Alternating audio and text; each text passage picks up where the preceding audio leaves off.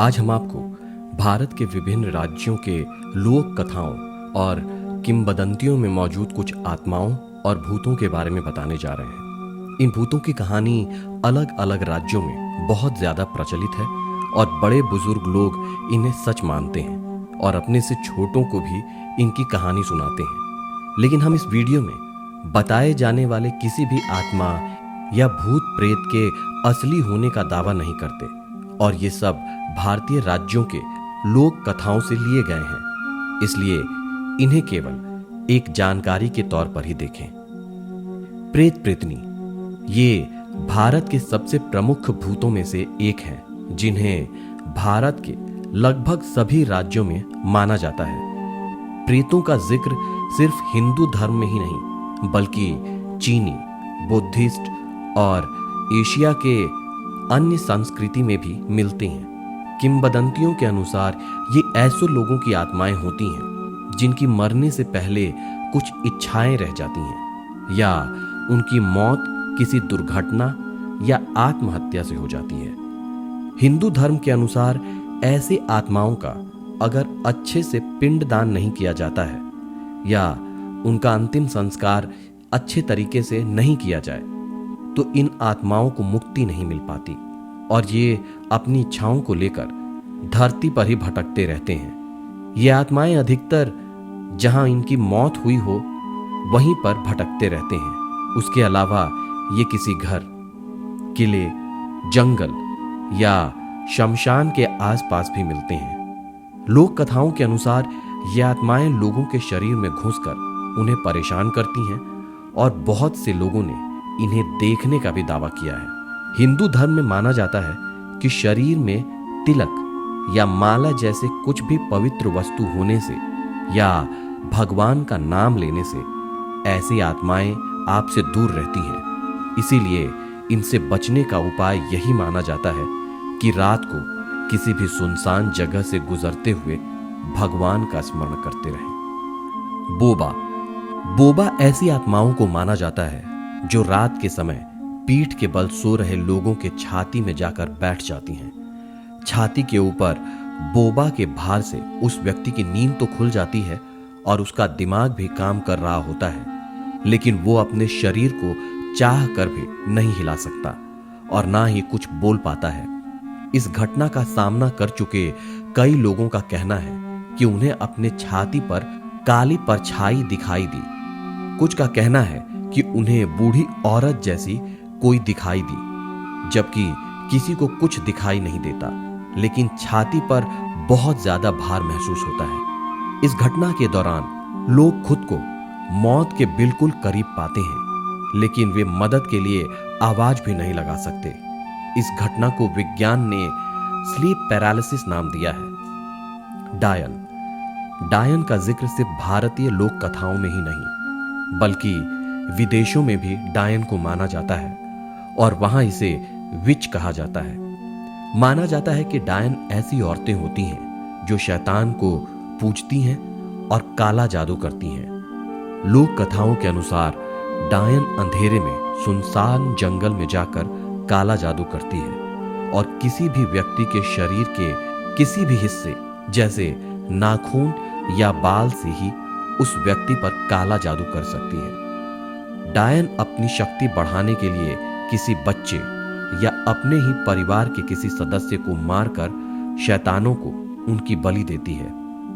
माना जाता है कि डायन की लगभग सारी शक्ति उसके बालों में होती है और उसके बालों की लटें हाथ की तरह भी काम करती हैं। भारत में डायन को इतना ज्यादा माना जाता है कि बहुत से ग्रामीण इलाकों में किसी मासूम औरत पर काला जादू या डायन होने के आरोप में जिंदा जला दिया जाता है। डूंड भारतीय पौराणिक कथाओं में बताए गए ऐसे भूत या आत्माएं होती हैं जिनकी मौत युद्ध के दौरान हो गई होती है। डूंड का सिर कटा हुआ होता है और वो रात के समय अपने घोड़े में सवार होकर सुनसान जंगलों में भटकता है। उसके एक हाथ में तलवार होती है तो एक हाथ में उसका कटा हुआ सर होता है। रात के समय जो भी व्यक्ति अकेले या उस सुनसान जगह से गुजरता है तो डूंड का कटा हुआ सिर उस व्यक्ति को उसके नाम से पुकारता है और अगर वो व्यक्ति उस आवाज को सुनकर उसके पीछे जाता है तो डून अपने तलवार से उस व्यक्ति का गला काट देता है। जल पिशाच। जल पिशाच ऐसी आत्माओं को कहा जाता है जिनकी मौत नदी में आत्महत्या करने से या पानी में डूबने से हुई हो। हिंदू लोक कथाओं के अनुसार अगर मरने के बाद इंसान के घर वाले उसका अच्छे से पिंडदान नहीं करते तो उसकी आत्मा को मुक्ति नहीं मिल पाती और धरती पर ही भटकते रहते हैं। जल पिशाच भी ऐसी ही आत्माएं होती हैं और नदी नालों या किसी तालाब के आसपास पाई जाती हैं। और जो व्यक्ति रात के समय अकेले में नदी या तालाब के किनारे जाता है तो जल पिशाच उसे भी पानी में डुबोकर मार देते हैं। चुड़ैल। चुड़ैल भारत की डरावनी लोक कथाओं की सबसे प्रसिद्ध पात्र है। माना जाता है जिन महिलाओं की हत्या की जाती है, जिनकी मौत गर्भावस्था होने के दौरान या प्रसव के दौरान होती है, ऐसी महिलाएं मरने के बाद चुड़ैल बनती हैं। चुड़ैल दिखने में बहुत ही ज्यादा डरावनी मानी जाती है, जिनकी आंखें बड़ी, लंबे नाखून, सिर को चारों तरफ मोड़ने की क्षमता, चेहरा जला हुआ जैसा घिनौना और दोनों पैर पीछे की तरफ मुड़े हुए होते हैं। लेकिन ये खुद को किसी सुंदर औरत में बदल सकती हैं, लेकिन फिर भी इनके पैर उल्टे ही रहते हैं और उल्टे मुड़े हुए पैर को चुड़ैल को पहचानने का आसान तरीका माना जाता है। चुड़ैलें सुनसान किलों, सुनसान जंगलों या सुनसान रास्तों में ही रहती हैं और बहुत से लोगों ने रात के समय सुनसान रास्तों पर चुड़ैल को देखने का दावा भी किया है। चुड़ैलों को इतना शक्तिशाली माना जाता है कि ये जहां भी रहती हैं उस पूरे इलाके को नकारात्मक ऊर्जा में भर देती हैं। इसीलिए अगर कोई कमजोर दिल वाला इंसान रात के समय उस जगह से गाड़ी लेकर गुजरता हो या वहां से पैदल जा रहा हो तो उस नकारात्मक ऊर्जा का सहन नहीं कर पाता। इसीलिए उसकी गाड़ी का एक्सीडेंट हो जाता है या वो रास्ता भटक जाता है और उसकी मौत हो जाती है। माना जाता है कि चुड़ैल महिलाओं पर हमला नहीं करती, इसीलिए पुरुष चुड़ैल से बचने के लिए अपनी गाड़ी में चूड़ी, बिंदी जैसी महिलाओं के आभूषण रखते हैं। लोक कथाओं के अनुसार चुड़ैल अच्छी और बुरी दोनों प्रकार की होती हैं। बेताल। बेताल ऐसी आत्माएं होती हैं जो कब्रिस्तान के आसपास पाई जाती हैं। बेताल अपनी मर्जी के अनुसार कब्र में मौजूद लाशों में घुस कर रहती हैं और कुछ दिनों बाद रहने के लिए नया लाश ढूंढती हैं। माना जाता है कि जब तक बेताल किसी लाश के अंदर रहता है तब तक वो लाश सड़ना बंद कर देती है। बेताल रात के समय कब्रिस्तान से गुजरने वालों को अपने होने का एहसास दिलाता है और उन्हें परेशान करता है, उन्हें पागल कर सकता है और उनकी जान भी ले सकता है। लेकिन यह आसपास के गांव की रक्षा भी करता है। हिंदू लोक कथाओं में बेताल को भगवान शिव के अवतार भैरव का रूप माना जाता है। इसीलिए बेताल को सभी तरह से भूत पिशाचों में श्रेष्ठ माना जाता है। गोवा तथा महाराष्ट्र के कुछ इलाकों में बेताल को पूजा भी जाता है, इसीलिए वहां बेताल टेम्पल भी बनाए गए हैं। बाघ। बाघ असम के लोक कथाओं में माने जाने वाले राक्षस या भूत हैं जो झील या तालाबों के आसपास ही रहते हैं। लोक कथाओं के अनुसार बाघ का पसंदीदा खाना मछली है और ये इंसानों से दूरी बनाकर ही रखता है। लेकिन अगर कोई इंसान इसे नुकसान पहुंचाने की कोशिश करता है या इसे डराता है तो ये उनकी जान ले सकता है और उसकी लाश को पानी की गहराई में छिपा देता है। बाघ के शिकार अधिकतर मछुआरे लोग ही बनते हैं और कहा जाता है इंसानों को मारने के बाद ये उसका रूप ले लेता है और उस व्यक्ति के परिवार के साथ रहने लगता है। बाघ के पास एक थैली होती है जिसके अंदर माना जाता है उसकी सारी शक्तियां होती हैं और जो भी इंसान इस थैली को उससे छीन लेता है बाघ पूरी तरह उस व्यक्ति के वश में हो जाता है और किसी जिन की तरह ही उस व्यक्ति की सारी बातें मानता है और उसकी सारी इच्छाएं पूरी करता है। छेड़िप्पे। छेड़ीपे गोदावरी के आसपास के इलाकों में सुनाई जाने वाली लोक कथा का पात्र है। छेड़ीपे का मतलब वैश्या यानी प्रोस्टिट्यूट होता है। माना जाता है कि छेड़ीपे रात के समय नग्न अवस्था में लोगों के घरों में घुसती है और अपने जादू से घर के सभी सदस्यों को गहरी नींद में सुला देती है और फिर घर के सबसे मजबूत मर्द के पैर अंगूठे से खून पीती है। अगले दिन उस मर्द को पूरे दिन थकान महसूस होती है और अगर वो व्यक्ति अपने चोट का पता लगा लेता है और उसका इलाज कर लेता है तो छेड़ीपे अगले रात उसके घर नहीं आती। लेकिन कुछ और किंवदंतियों के अनुसार अगर छेड़ीपे को उस व्यक्ति का खून पसंद आता है तो वो रोज रात को तब तक उसका खून पीने आती है जब तक उस व्यक्ति की मौत नहीं हो जाती। माना जाता है कि छेड़ीपे खुद को बाघ के रूप में भी बदल सकती है, लेकिन उसका एक पैर इंसान की तरह रह जाता है। जोखो या जोख ये बंगाली लोक कथाओं में माने जाने वाला भूत है और लोक कथाओं के अनुसार ये ऐसे भूत या आत्माएं होती हैं जो किसी धन संपत्ति की रखवाली करती हैं।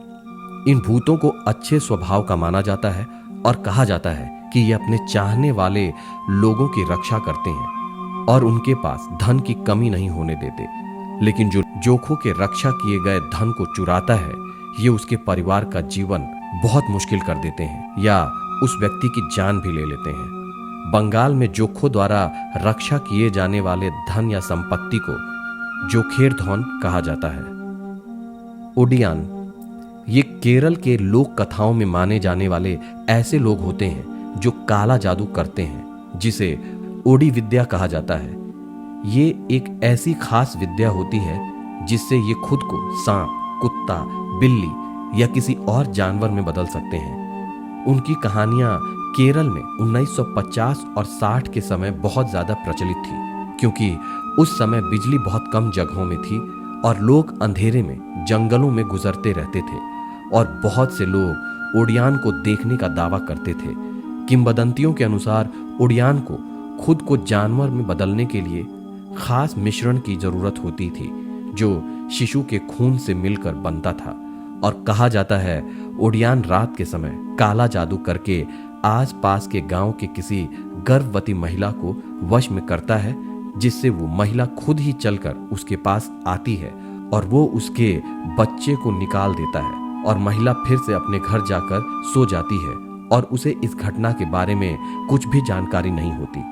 फिर खून से मिश्रण तैयार करने के बाद वो इसे कान के पीछे लगाता है और कुछ मंत्र पढ़ता है और खुद को मन चाहे जानवर में बदल लेता है। और ये जानवर किसी आम जानवर से अलग होता है क्योंकि इसकी या तो 3 टांगे या 3 आंखें होती हैं और अंधेरे में इसको देखकर लोग तो डर से ही मर जाते हैं, जबकि कुछ लोग इस अजीब जानवर को देखने के लिए इसके नजदीक आते हैं और इसके छूने मात्र से ही उस व्यक्ति की मौत हो जाती है। निशिर डाक। निशिर डाक एक बंगाली शब्द है जिसमें निशिर का मतलब रात और डाक का मतलब पुकार होता है। यानी निशिर डाक एक ऐसे भूत हैं जो रात के समय किसी के प्रियजन परिवार के सदस्य की आवाज निकालकर लोगों को पुकारती है। जो भी व्यक्ति उस आवाज को अपने परिवार वालों की आवाज समझने की भूल करके उस आवाज के पीछे जाता है तो वो व्यक्ति निशिर डाक के वश में हो जाता है और निशिर डाक उसे कुछ दूर सुनसान अंधेरे जगह में ले जाकर अपना असली रूप दिखाती है और फिर उसे जान से मार देती है। माना जाता है कि निशि ज्यादातर अमावस्या के रात ही आती है और लोगों के घर के दरवाजे के बाहर से परिवार के किसी सदस्य की आवाज निकालकर दरवाजा खोलने के लिए कहती है और अगर कोई इसके इस छलावे में पड़कर दरवाजा खोलने जाता है तो वो उसे वश में हो जाता है। लोक कथाओं के अनुसार निशिर डाक सिर्फ 2 ही बार आवाज लगाती है और व्यक्ति अगर 2 बार पुकार के बाद भी नहीं आता तो वो किसी दूसरे को शिकार बनाने के लिए चली जाती है। इसीलिए कहा जाता है कि रात को अगर कोई आपको दूर से आवाज लगाता है या आपसे मदद मांगता है तो आपको उसके 2 से ज्यादा बार कहने तक रुकना चाहिए। तो दोस्तों, ये थे हमारे भारत के अलग अलग राज्यों में पाए जाने वाले भूतों के बारे में कुछ जानकारी। आपको ये वीडियो कैसा लगा, आप हमें कमेंट करके जरूर बताएं, और अगर आपको वीडियो अच्छा लगा हो तो अपने दोस्तों के साथ भी इसे शेयर करें।